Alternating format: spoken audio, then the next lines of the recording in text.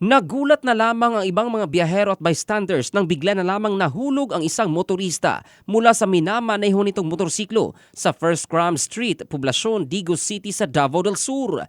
Ang hindi nakikilalang biktima ay biglang nangingisay habang nakasuot pa ng helmet batay sa kuhang video ng isang Barney Fire Artist Mosquera.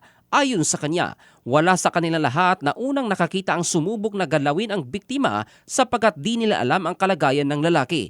Bagkus, agad silang tumawag ng emergency team at medical experts para matulungan ang biktima. Hinala ng mga nakasaksi na posibleng nakaranas ng seizure ang biktima na agad dinala sa pinakamalapit na ospital.